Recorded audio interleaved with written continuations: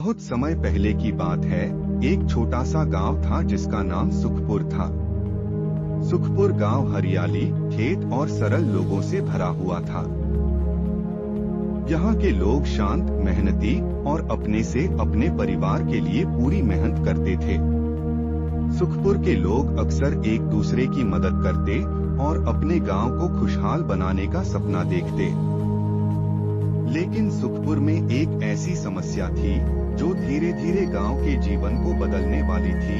एक लालची नेता, उसका नाम था भैरव सिंह।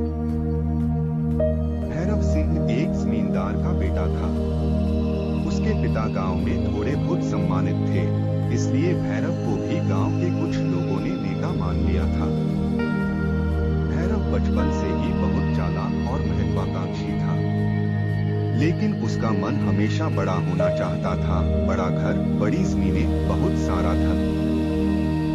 उसके भीतर जो लालच था वह उसे गांव के लोगों की भलाई से ज्यादा अपनी भलाई की ओर ले जाता था। एक दिन गांव में पंचायत के चुनाव होने वाले थे।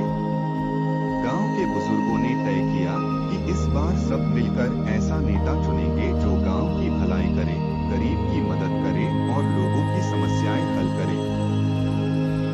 लोगों ने कुछ घर घर चर्चा की और नामों की एक सूची तैयार की। लेकिन भैरव ने यह देखा कि अगर वह नेता बन गया तो उसे लोगों की सहायता करने का अधिकार मिलने के साथ साथ मजबूत शक्ति भी मिलेगी।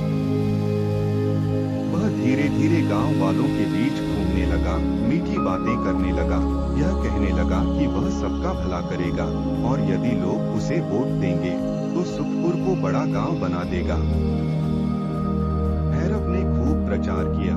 उसने गांव के कुछ युवाओं को मुफ्त चाय पिलाई, कुछ को पैसे दिए और कुछ को नई शादी विवाह में मदद करने की बात कही। धीरे धीरे लोगों के मन में यह भावना आई कि भैरव से ही गांव का भला होगा। पर जो लोग भैरव के साथ नहीं थे, जैसे कि शिक्षक हरगोविंद, किसान रामदयाल और दादी जानकी, वे जानते थे कि भैरव सच्चा नहीं है। लेकिन उनके विचार चुनाव के शोर शराबे में दबकर रह गए। अंततः चुनाव हो गया और भैरव सिंह बहुमत से जीत गया। गांव वाले खुश थे कि शायद अब उनकी समस्याएं मिटेंगी। भैरव ने जीत के बाद घोषणा की कि वह गांव में नई सड़क बनवाएगा, अच्छी बस्ती बनाएगा और सभी किसानों को उन्नत बीज देगा। लोगों ने उसे एक मौका देने का निर्णय किया, क्योंकि चुनाव के समय सब उम्मीदें होती हैं। परंतु भैरव के शब्दों में सुकून नहीं, केवल लालच थी। भैरव जी जल्द ही सत्ता में बैठते ही अपने फायदे के बारे में सोचने लगा। उसने गांव की सरकारी योजनाओं का पैसा अपने चुनिंदा लोगों में बांटना शुरू कर दिया। अगर एक सड़क बननी थी तो भैरव उसी मार्ग पर सहमति देता जिससे उसके रिश्तेदारों की जमीन की कीमत बढ़े।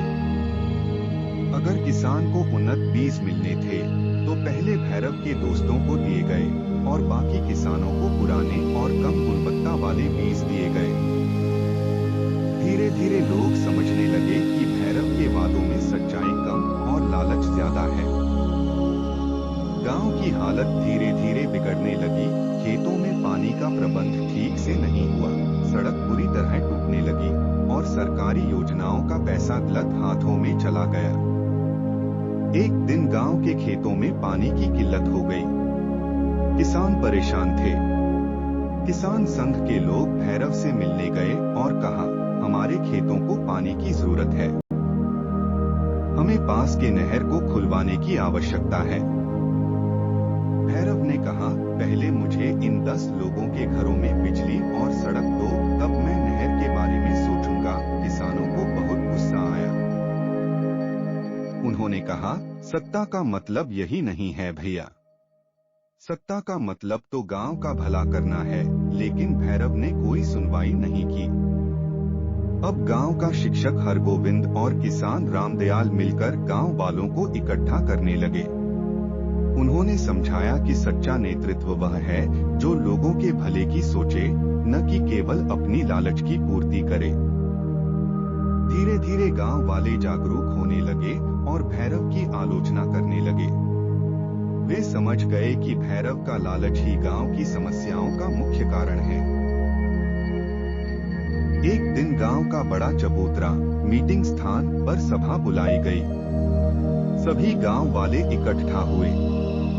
गर्मजोशी से हर कोई बोल रहा था, हमने भैरव पर भरोसा किया पर उसने हमसे धोखा किया। अब हमें मिलकर काम करना चाहिए।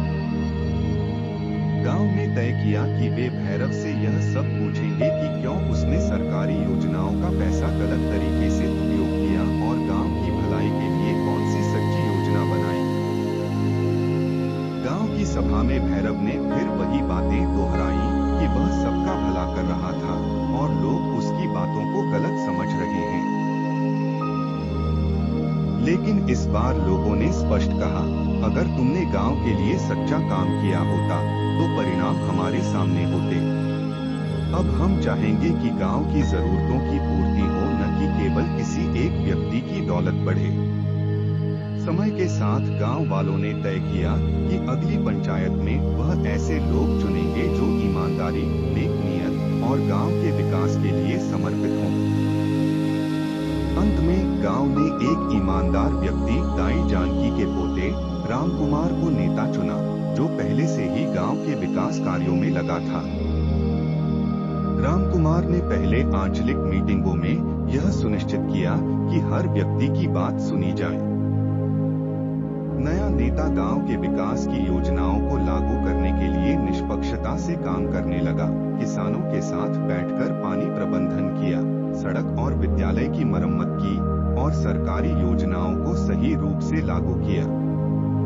भैरव को भी गांव वालों ने समझाया कि लालच से कभी भला नहीं होता और उसे आत्मनिरीक्षण करने का अवसर दिया गया। इस प्रकार सुखपुर गांव ने सीखा, नेतृत्व का मतलब लालच नहीं, सेवा और ईमानदारी है।